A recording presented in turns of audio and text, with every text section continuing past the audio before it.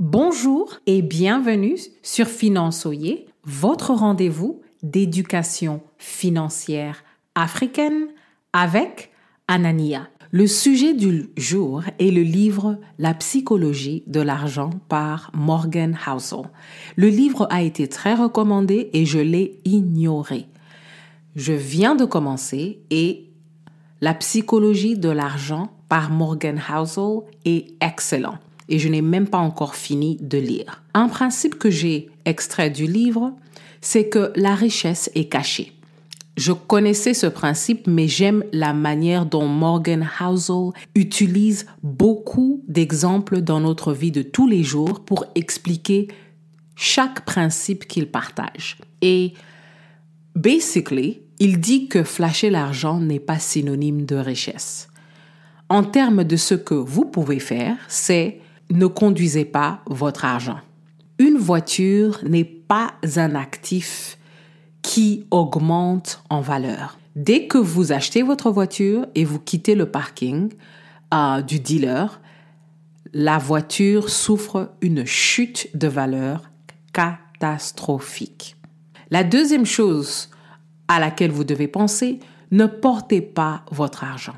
Quel que soit le luxe d'une garde-robe, si vous investissez dans votre garde-robe et vous investissez pour acheter des actions à la bourse d'une compagnie solide, les deux investissements comparés, il n'y a pas photo. Si vous avez acheté des actions, par exemple, à Apple, très tôt, vous savez que Apple a atteint une valeur extraordinaire sur le marché de la bourse. Et le retour sur investissement ne va jamais être comparable à n'importe quelle garde-robe de luxe. Ne portez pas votre argent.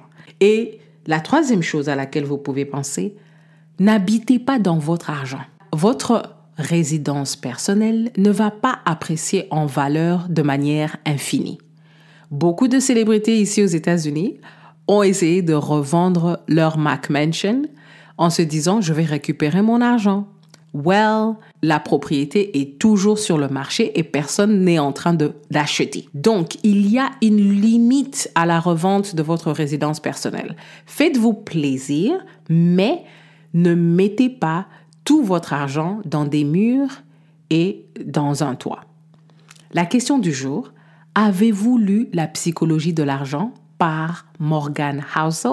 Si vous n'avez pas encore lu le livre, je vous invite à le lire. Merci beaucoup de nous laisser un avis sur votre plateforme d'écoute et à la prochaine!